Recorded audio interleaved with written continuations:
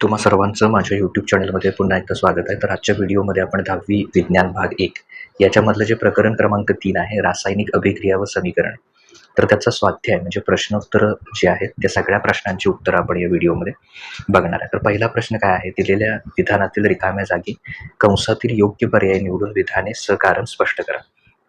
त्यातलं शब्द दिलेले आहेत ऑक्सिडीकरण, विघटन वगैरे, दुहेरी विस्थापन इथपर्यंत. तर त्यातला योग्य शब्द तिथं कंसात घालायचा आणि ते वाक्य पूर्ण करायचं आणि त्याचं कारण पण स्पष्ट करायचं. आता बघा, लोखंडाचे पत्रे गंजू नयेत म्हणून त्यावर कोणत्या धातूचा थर दिला जातो? तर त्याचं उत्तर आहे जस्त. त्याचं कारण काय, तर लोखंडाचे हवेतील ऑक्सिजन आणि दमटपणा यामुळे गंजतं लोखंड ऑक्सिजन आणि दमटपणामुळे. जस्त हा धातू लोखंडापेक्षा जास्त क्रियाशील आहे. लोखंडावर जस्ताचा पातळ थर दिल्यास जस्ताचा हवेसोबतचा संपर्क येतो आणि त्याचे ऑक्सिडीकरण होते, ज्यामुळे आतील लोखंड जे आहे ते गंजण्यापासून काय राहतं, सुरक्षित राहतं आणि म्हणून त्याच्यात जास्त धातूचा थर देतो. फेरस सल्फेटचे फेरिक सल्फेटमध्ये रूपांतर ही एक कोणती प्रक्रिया आहे? तर ही ऑक्सिडीकरण प्रक्रिया आहे, कारण फेरस सल्फेट लोहाची संयोजा 2 आहे, म्हणजे त्याचा अष्टक पूर्ण करण्यासाठी त्याला आणखीन 2 इलेक्ट्रॉन लागतात. जेव्हा त्याचे फेरिक सल्फेटमध्ये रूपांतर होते त्यावेळी त्याची संयोजा किती होते? 3 होते. या अभिक्रियेत लोहाचा एक अणू 1 इलेक्ट्रॉन गमावतो. कारण बघा, जर पॉझिटिव्ह चार्ज 2चा 3 झाला तर इलेक्ट्रॉन गेला. रासायनिक अभिक्रियेतून इलेक्ट्रॉन गमावणं किंवा धनप्रभार वाढणं म्हणजेच काय? ऑक्सिडीकरण. आता इथं 2 प्लस 2चा किती झालाय? +3, म्हणजे धनप्रभार काय झाला? वाढला, म्हणजेच इलेक्ट्रॉन गमावला. त्याला म्हणायचं ऑक्सिडीकरण. तर ती ही रिॲक्शन जी आहे, समीकरण सुद्धा आहे, ते लिहायला विसरू नका. F2E+ मधला 1 इलेक्ट्रॉन जातो, त्यामुळे F3+ होतो. आम्लयुक्त पाण्यातून विद्युत प्रवाह जाऊ दिल्यास पाण्याचे काय होते? तर त्याचं पाण्याचं काय होतं? विद्युत अपघटन होतं. त्याचं कारण काय? शुद्ध पाणी हे विजेचे दुर्वाहक असतात, म्हणून त्यात थोडे आम्ल मिसळून ते सुवाहक केलं जातं. आम्लयुक्त पाण्यातून विद्युत प्रवाह म्हणजे वीज जाऊ दिला असता पाण्याचं अपघटन होतं आणि हायड्रोजन व ऑक्सिजन हे वायू सुट्टे होतात. विद्युत ऊर्जेचा उपयोग करून संयुगाचे घटक वेगळे करण्याच्या प्रक्रियेलाच काय म्हणतात? विद्युत अपघटन. ही विद्युत अपघटनाची व्याख्याच आहे की संयुगाचे घटक म्हणजे पाणी जे आहे त्याचे दोन्ही घटक आपण वेगळे केले, म्हणूनच ते काय झालं? विद्युत अपघटन.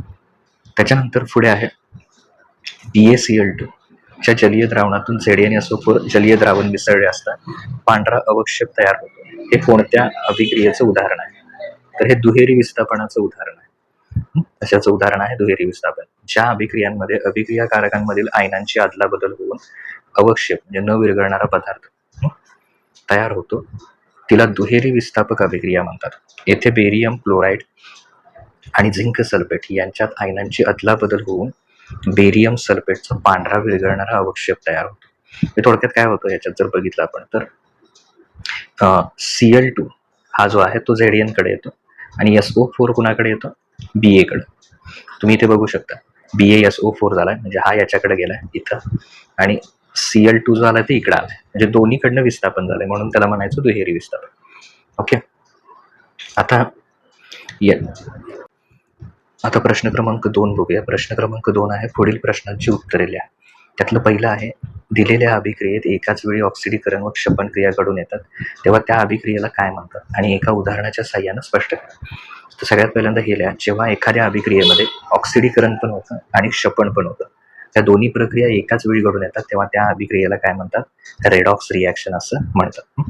तर हे तुम्ही लिहू शकता, ऑक्सिडीकरण व काय होतं? क्षपण, त्यालाच म्हणायचं रेडॉक्स रिॲक्शन. ओके. तर हा शब्द इथे लिहा. जेव्हा काळ्या रंगाचा कॉपर ऑक्साईड वरून हायड्रोजन वायू प्रवाहित केला जातो तेव्हा तांबे आणि पाणी तयार होते. आता इथं बघा, Cu अधिक H2, तर काय तयार झालं? त्यातनं ऑक्सिजन आहे तो H2 कडे आला आणि Cu न ऑक्सिजन गमावला. तर या अभिक्रियेत CuO मधनं ऑक्सिजन जातो. ऑक्सिजन जाणं म्हणजे काय? क्षपण होणं. आणि H2 ला ऑक्सिजन मिळतोय. आता इथं बघितलं असेल तुम्ही, याच्याकडे ऑक्सिजन आला, मग तो ऑक्सिजन स्वीकारतो, म्हणजेच H2चं काय होतं? ऑक्सिडीकरण. म्हणजे Cuचं क्षपण होतं आणि H2चं काय होतं? ऑक्सिडीकरण होतं. म्हणून हे दोन्ही एकाच वेळी होतं, म्हणून रेडॉक्स रिॲक्शन. आता दुसरा आहे, हायड्रोजन पेरॉक्साईडचे अपघटन हा रासायनिक अभिक्रियेचा दर कसा वाढवतो? तर हायड्रोजन पेरॉक्साईड हे H2O2 कक्ष तापमानाला म्हणजे नेहमीच्या तापमानाला अपघटन होऊन पाणी आणि ऑक्सिजन वायू तयार करण्याची प्रक्रिया खूप मंद गतीनं होते. म्हणजे ही जी रिॲक्शन आहे, अभिक्रिया आहे ती फार कमी गतीनं होते. पण जर समजा तुम्हाला या अभिक्रिया फास्ट करायची असेल, दर वाढवण्यासाठी समजा त्याच्यात मॅग्नेट डायऑक्साईड म्हणजे याची पूड MnO2 मॅग्नीज डायऑक्साईडची पूड जर उत्प्रेरक म्हणजे कॅटलिस्ट म्हणून मिसळले, तर मात्र त्या रिॲक्शन किंवा त्या अभिक्रियेची गती वाढते. म्हणजे समजा आपण उद्भिक म्हणजे कॅटलिस्ट जर वापरला ओके, तर ही रिॲक्शन काय होते, जलद गतीनं होते. आता याचं कारण काय, मॅग्नीज डायऑक्साईड हा पदार्थ स्वतः याच्यामध्ये भाग घेत नाही रासायनिक बदलामध्ये. केवळ त्याच्या उपस्थितीमुळे मात्र काय होतं, अभिक्रियेचा वेग वाढतो आणि त्यालाच आपण काय म्हणतो, उद्भिक. ती व्याख्याच आहे उद्भिकची. त्यामुळं जी अभिक्रिया आहे त्याचा वेग वाढतो. त्याच्यानंतर पुढे आहे ऑक्सिजन व हायड्रोजन यांचा संदर्भ घेऊन अभिक्रियांचे कोणते प्रकार पडतात ते उदाहरणासहित स्पष्ट करा. तर ऑक्सिजन आणि हायड्रोजन यांच्या देवाणघेवाणीवरून अभिक्रियांचे प्रामुख्याने 2 प्रकार पडतात. पहिला आहे ऑक्सिडीकरण अभिक्रिया. तर ज्या रासायनिक अभिक्रियेमध्ये अभिकारक ऑक्सिजन मिळवतो किंवा हायड्रोजन गमावतो त्या अभिक्रियेला म्हणायचं ऑक्सिडीकरण. उदाहरणार्थ मॅग्नेशियमची फीत जर हवेत जाळली असता मॅग्नेशियम ऑक्साईड तयार होतो. आता इथं ऑक्सिजन का दिलाय, कारण तो हवेत जाळलाय. जळण्यासाठी काय लागतं, ऑक्सिजन. मॅग्नेशियमला ऑक्सिजन बरोबर रिॲक्शन झाली म्हणजे त्याला हवेमध्ये जाळलं तर काय तयार होतं, मॅग्नीज डायऑक्साईड. मग ह्या अभिक्रिया ऑक्सिजन मिळवला त्यानं 2 mg होता, त्याला 2 ऑक्सिजन मिळाले. ऑक्सिजन मिळवलं म्हणजे काय झालं, ऑक्सिडीकरण. कधी कधी हायड्रोजन पण गमावतो तर त्याला सुद्धा ऑक्सिडेशन किंवा ऑक्सिडीकरण म्हणायचं. क्षपन अभिक्रिया.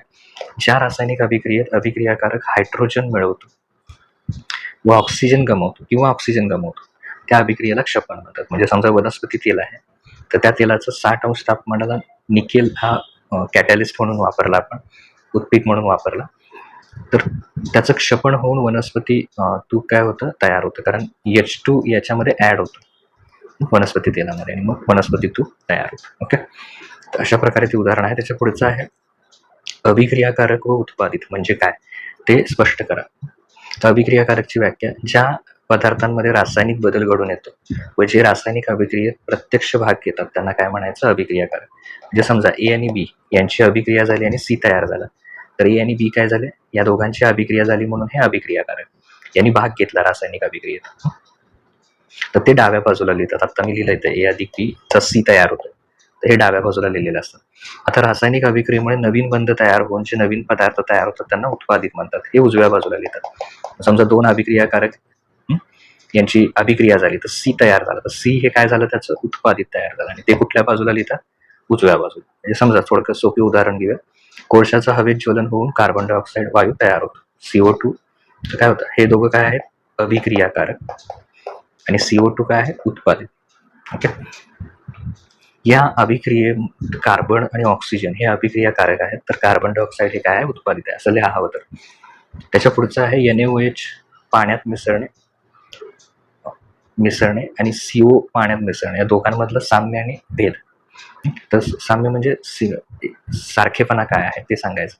उष्मादायी अभिक्रिया, दोन्ही घटनांमध्ये प्रचंड उष्णता बाहेर टाकली जाते व दोन्ही द्रावणांचे तापमान वाढते. दोन्ही उष्मादायी प्रक्रिया आहे. हे दोन्ही ज्या अभिक्रिया आहेत पाण्यात मिसळणे, या दोघांना जरी पाण्यात मिसळलं तर प्रचंड उष्णता बाहेर टाकली जाते, म्हणून या उष्मादायी आहे. द्रावणाचे स्वरूप, तर दोन्ही पाण्यात यांचं जे पाण्यात द्रावण तयार होतं हे दोन्ही आम्लारी धर्मी आहे. आता त्यातला फरक NaOH बघूया. हा प्रामुख्याने एक भौतिक बदल आहे, कारण यात फक्त सोडियम हायड्रॉक्साईडच्या स्थायूचं आयनीभवन होतं. ही मात्र कसला आहे, रासायनिक बदल आहे, संयोग अभिक्रिया आहे. हा भौतिक बदल आहे, हा रासायनिक बदल आहे.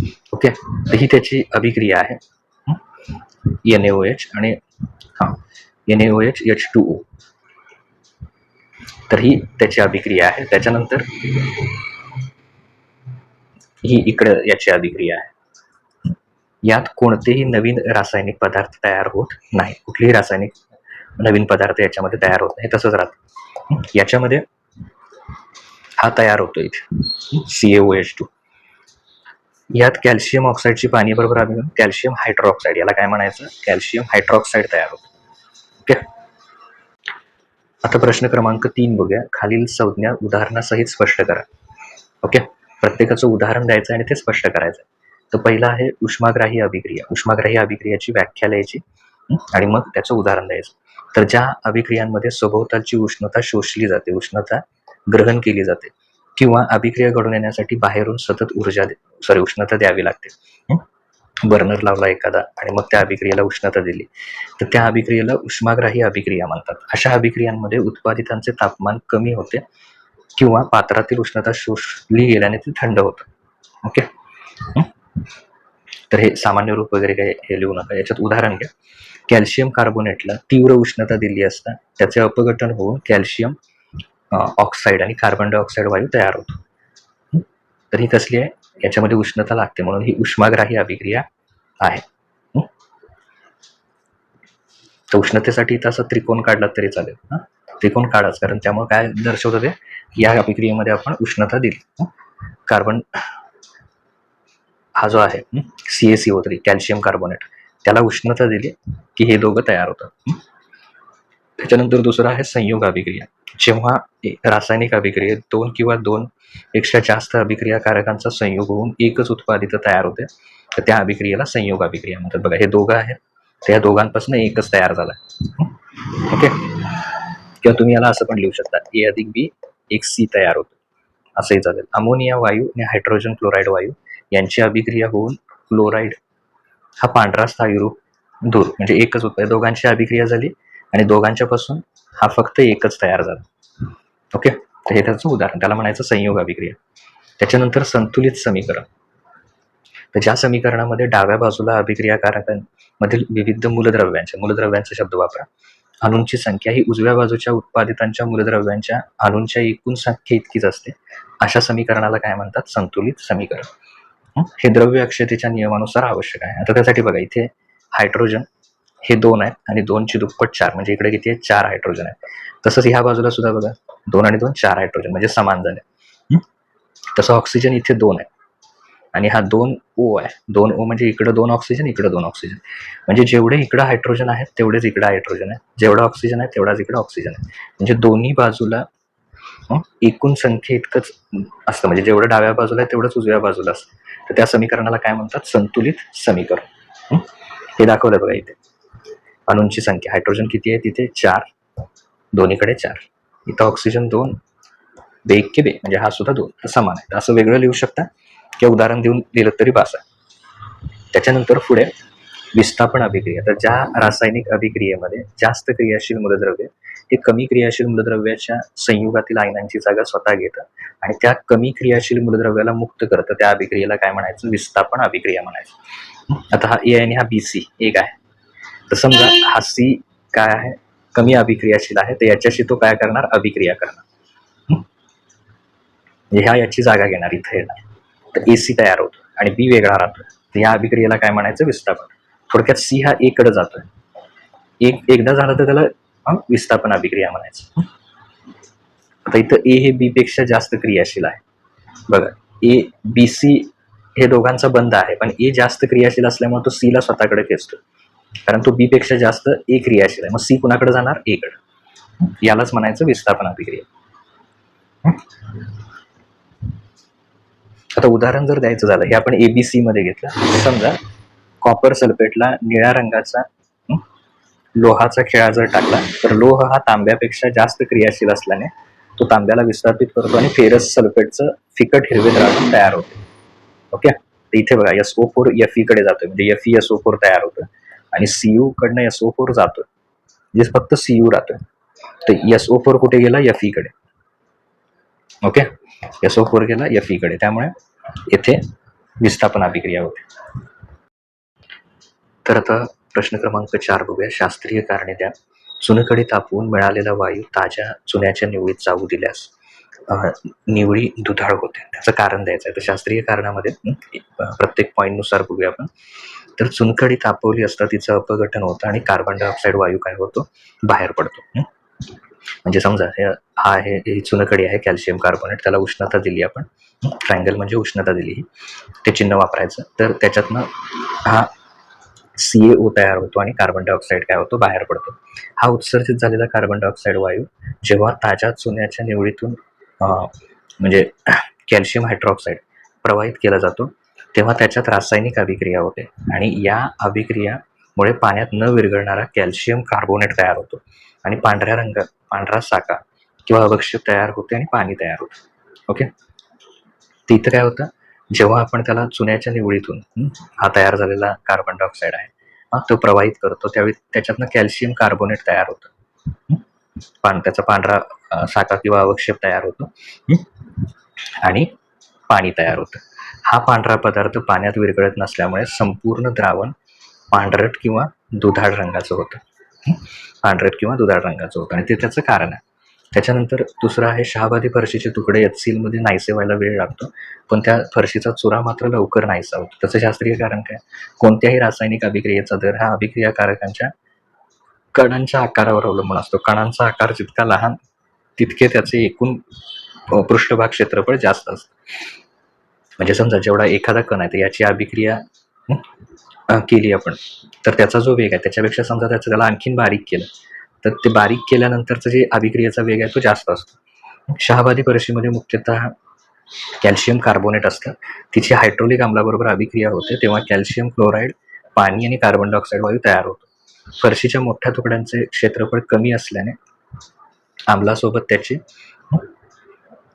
अभिक्रिया मंद गतीने होते, त्यामुळे ते नाहीसे होण्यास जास्त वेळ लागतो. या उलट फरशीच्या चुऱ्यांचे आकारमान अत्यंत लहान असल्याने त्यांच्या पृष्ठभागाचे क्षेत्रफळ वाढते. परिणामी आम्लासोबत अभिक्रिया वेगाने घडून चुरा नाहीसा होण्यामध्ये काय होतं, चुरा नाहीसा लवकर होतो.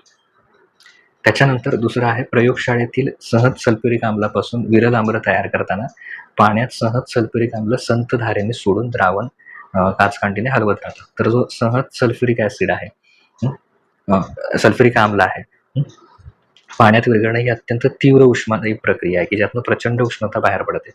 जर सहज आम्लामध्ये थेट आपण पाणी ओतलं याच्यामध्ये, तर पाणी हलके असल्याने ते आम्लाच्या वरच्या थरावर राहते आणि एकाच वेळी एकदम प्रचंड उष्णता निर्माण झाल्यामुळे पाणी अचानक उकळू लागतं. यामुळे आम्लाचे थेंब अंगावर पडून अपघात होऊ शकतो किंवा काचेचं पात्र फुटू शकतं. हा धोका टाळण्यासाठी पात्रात आधी पाणी घेऊन त्यात सहज आम्ल अतिशय संथ गतीने आणि हळूहळू सोडतात. आम्ल सोडताना द्रावण काचकांडीने सतत हलवत राहिल्यामुळे जे निर्माण होणारी उष्णता आहे ती संपूर्ण पाण्यात सारखी पसरते. एकाच वेळी एका ठिकाणी जास्त उष्णता जमत नाही आणि म्हणून ही पद्धत वापरली जाते. त्याच्यानंतर पुढे आहे खाद्यतेल दीर्घकाळ साठवण्यासाठी हवाबंद डबा वापरणे योग्य ठरतं. आता खाद्य जर खुल्या हवेत दीर्घकाळ उघडं ठेवलं तर हवेतील ऑक्सिजनमुळे संथ गतीनं त्याचं ऑक्सिडीकरण होऊ शकतं. तेलाचं ऑक्सिडीकरण झालं तर त्याला एक प्रकारचा उग्र खराब वास येतो आणि त्याची चवही बदलते. या प्रक्रियेला आपण खवटपण म्हणतो. असे खवट तेल आरोग्यासाठी अपायकारक असते. जेव्हा तेल हवाबंद डब्यात ठेवलं जातं तेव्हा त्या हवेतील ऑक्सिजनशी येणारा संपर्क पूर्णपणे तुटतो किंवा अत्यंत मर्यादित राहतो. ऑक्सिजन अभावी तेलाचा ऑक्सिडीकरणाचा जो वेग आहे तो थांबतो, त्यामुळे तेल दीर्घकाळ जास्त टिकतं आणि खवट होत नाही. म्हणून हवाबंद डबा वापरणं कधीही योग्य आहे. आता प्रश्न क्रमांक 5 आहे पुढील चित्राचं निरीक्षण करा आणि रासायनिक अभिक्रिया स्पष्ट करा. तर हे चित्रावर आधारित लिहायचं आहे. तर याच्यामध्ये बघा चित्राचं स्पष्टीकरण. तर लोखंडाचं गंजणं ही प्रक्रिया त्याच्यामध्ये दाखवलेली आहे. लोखंडाचे गंजणे ही साधीसुधी ऑक्सिजन बरोबरची अभिक्रिया नसून ती एक विद्युत रासायनिक अभिक्रिया आहे. लोखंडाच्या पृष्ठभागावरील वेगवेगळे भाग हे धनाग्र आणि ऋणाग्र म्हणून कार्य करतात. तर धनाग्रावर काय अभिक्रिया होते? लोखंडाच्या पृष्ठभागावरील एखादा विशिष्ट भाग हा धनाग्र म्हणून काम करतो. तिथे लोहाचे ऑक्सिडीकरण होऊन Fe2+ आयन्स तयार होतात. म्हणजे धनाग्रावर ही अभिक्रिया होते. तर तिथं काय होतं, Feचं ऑक्सिडीकरण होतं, म्हणजे त्याच्यातला इलेक्ट्रॉन जो आहे तो बाहेर पडतो आणि आयन्स तयार होतात. हे तर ऋणाग्रावरील अभिक्रिया धनाग्रावरून मुक्त झालेले इलेक्ट्रॉन्स लोखंडाच्या माध्यमातून प्रवाह करून दुसऱ्या भागावर म्हणजे ऋणाग्रापाशी जातात. आता हे जे इलेक्ट्रॉन बाहेर पडले धनाग्रावरून ते ऋणाग्राकडे जातात. तिथे हवेतील ऑक्सिजन पाण्यातील हायड्रोजन आयनच्या उपस्थेपन होऊन पाणी तयार होतं. ओके. ऑक्सिजन आणि हायड्रोजन आणि तो आलेला इलेक्ट्रॉन यातून काय तयार होतं? पाणी तयार होतं. गंज कसा तयार होतो? धनाग्रावर तयार झालेले आयन्स पाण्याच्या थेंबातून स्थलांतरित होऊन त्याच पाण्यात विरघळलेल्या ऑक्सिजन सोबत पुढील अभिक्रिया करतात. यामुळे त्याचे पुन्हा ऑक्सिडीकरण होऊन Fe3+ आयन्स तयार होतात. हे Fe3+ आयन्स पाण्यासोबत संयोग पाहून लोखंडाच्या पृष्ठभागावर एक न विरघळणाऱ्या विद्राव्य हायड्रिक फेरिक ऑक्साईडचा थर जमा करतात आणि याच रंगाला काय म्हणतात? गंज असं म्हणतात. तर हे गंजाचं सूत्र आहे. ओके. लोखंड गंजण्यासाठी हवा, पाणी या दोन्ही घटकांचा एकाच वेळी उपस्थिती असणं आवश्यक असतं. ही एक संथ गतीने होणारी रेडॉक्स म्हणजे ऑक्सिडीकरण आणि क्षपण दोन्ही होणारी अभिक्रिया आहे, ज्यामुळे हळूहळू संपूर्ण लोखंड हे काय होतं, कमकुवत होतं. आता प्रश्न क्रमांक 6 बघूया. खालील रासायनिक अभिक्रियांमध्ये कोणत्या अभिक्रियाकारकांचे ऑक्सिडीकरण आणि क्षपण होते?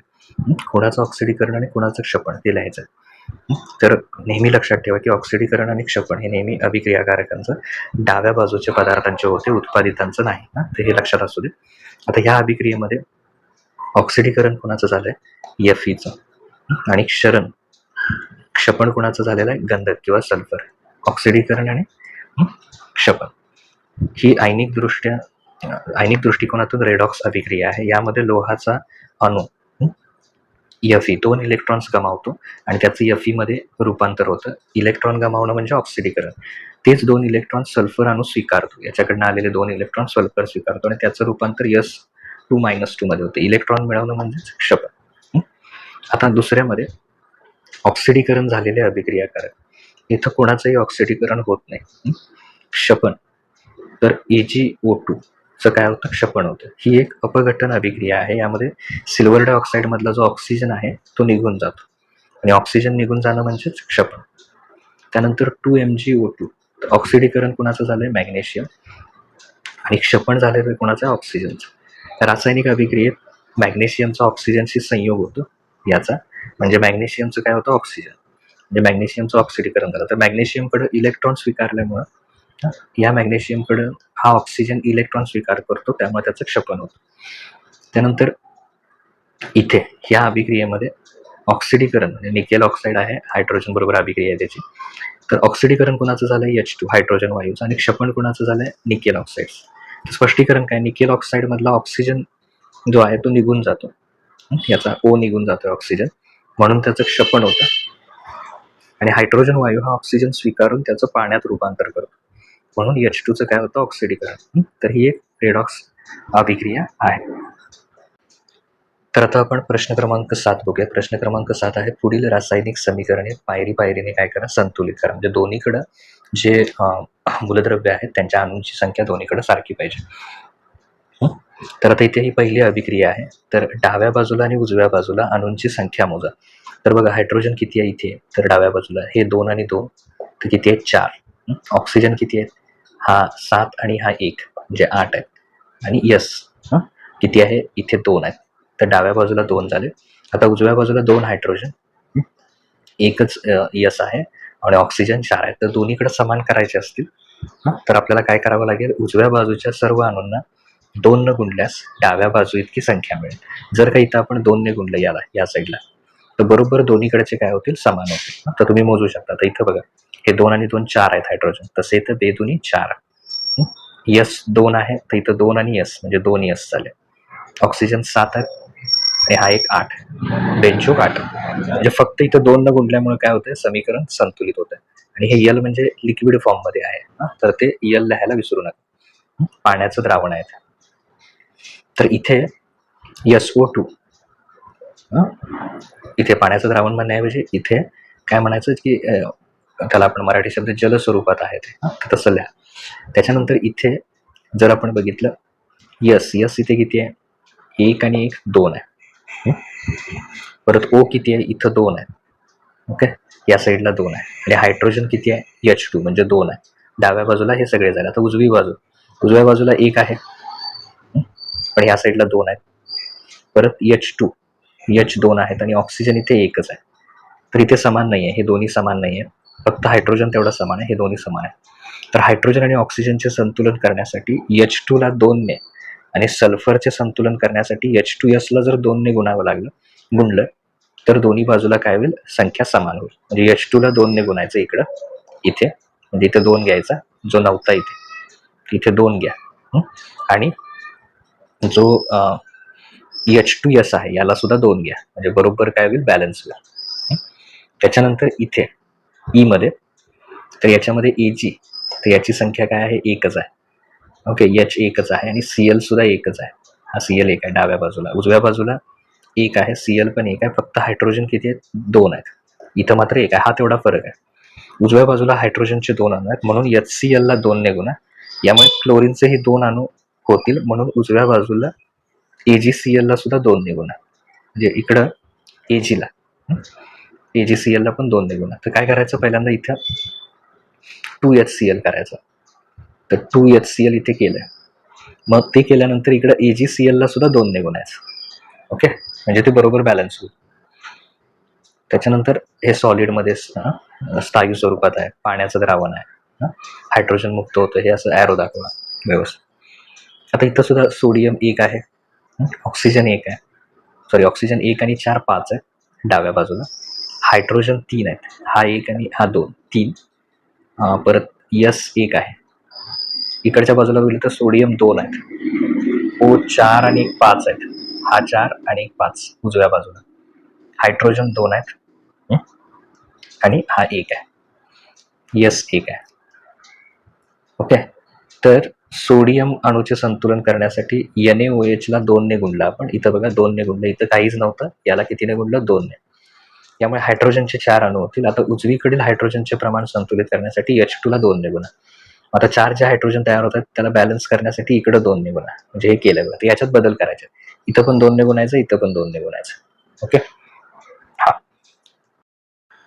तर आता आपण प्रश्न क्रमांक 8 बघूया. प्रश्न क्रमांक 8 आहे, खालील रासायनिक अभिक्रिया उष्माग्राही आहेत का उष्मादायी आहेत ते ओळखा. तर याच्यामध्ये पहिलं ही काही उदाहरणं आहेत, तर या प्रत्येकातलं आता आपण बघूया की कुठली उष्माग्राही आहेत आणि उष्मादायी आहेत. तर बघा, पहिलं दिलेलं आहे HCl अधिक NaOH, तर NaCl अधिक H2. तर हे तीव्र आम्ल HCl आणि आम्लारी NaOH यांच्यातील उदासीकरण अभिक्रियेचं उदाहरण आहे. तर या रासायनिक अभिक्रिया पूर्ण होताना मोठ्या प्रमाणात उष्णता ही बाहेर टाकली जाते. त्यामुळे ही कुठल्या प्रकारची अभिक्रिया आहे, उष्मादायी अभिक्रिया आहे. आता ही कुठल्या प्रकारची अभिक्रिया आहे, तर ही उष्माग्राही अभिक्रिया आहे. त्याचं कारण काय, पोटॅशियम क्लोराईडचे अपघटन होऊन पोटॅशियम क्लोराईड आणि ऑक्सिजन वायू तयार होऊन बाहेर सतत तीव्र उष्णता या अभिक्रियेसाठी द्यावी लागते, म्हणजे उष्णता द्यावी लागते. रासायनिक समीकरणात वर असलेलं हे जे चिन्ह आहे त्याचा अर्थ काय, उष्णता शोषली गेलेली आहे किंवा उष्णता दिल्यामुळे ही अभिक्रिया झाली, म्हणून ही कसली आहे, उष्माग्राही अभिक्रिया आहे. त्याच्यानंतर ही जी अभिक्रिया आहे ती उष्मादायी अभिक्रिया आहे. जेव्हा कॅल्शियम ऑक्साईड पाण्यात मिसळला जातो तेव्हा कॅल्शियम हायड्रॉक्साईड तयार होतं. ही अतिशय तीव्र अभिक्रिया असून यातून प्रचंड प्रमाणात उष्णता बाहेर पडते. तर उष्णता बाहेर पडल्यामुळे ही काय आहे, उष्मादायी अभिक्रिया आहे.